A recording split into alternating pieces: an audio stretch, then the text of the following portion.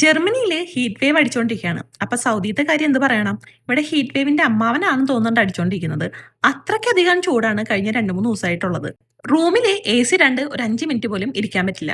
പൈപ്പിലൂടെ തിളച്ച വെള്ളമാണ് വന്നുകൊണ്ടിരിക്കുന്നത്. സാധാരണ ഈ കുളി എന്ന് പറഞ്ഞ സംഭവം രാവിലെയോ അല്ലെങ്കിൽ വൈകിട്ടോ ആണ് ഞാൻ ചെയ്യാറ്. ഇതിപ്പോ പുലർച്ചയ്ക്കാണ് ഞാൻ എഴുന്നേറ്റ് കുളിക്കാൻ വേണ്ടി നിൽക്കുന്നത്. ടാങ്കിലുള്ള വെള്ളം രാവിലെ ഒരു 7:30 ആകുമ്പോഴേക്കും തിളച്ചു തുടങ്ങും. പിന്നെ അതൊന്ന് ആറണമെങ്കിൽ രാത്രി 2 മണിയാവണം. അതുകൊണ്ട് ഞാൻ കുളി എന്ന് പറഞ്ഞ സംഭവം പുലർച്ചയ്ക്ക് 4 മണിക്കാക്കി. ദാ ഈ വെള്ളത്തിൽ കുളിച്ചു കഴിഞ്ഞിട്ടുണ്ടെങ്കിൽ ഇതുപോലെ ഇരിക്കും മുടി കൊഴിയുന്നത്. പിന്നെ പ്രവാസി ജീവിതത്തിൽ മുടി കൊഴിച്ചില് അപൂർവമല്ലല്ലോ.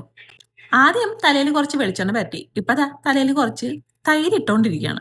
ഇത് തേച്ച ഒരു 10 മിനിറ്റ് കഴിയുമ്പോൾ താളിപ്പൊടി എടുത്ത് കലക്കി വീണ്ടും തലയിൽ തേക്കും. അപ്പം നിങ്ങൾ വിചാരിക്കും ഇതെല്ലാം ചെയ്തു കഴിഞ്ഞിട്ടുണ്ടെങ്കിൽ ഭയങ്കര എഫക്റ്റീവ് ആണെന്ന്. വെറുതെയാണ്. ഇതെല്ലാം എന്റെ മനസ്സിനെ ആശ്വസിപ്പിക്കാൻ ചെയ്യുന്ന കുറച്ച് പൊടിക്കൈകൾ മാത്രം.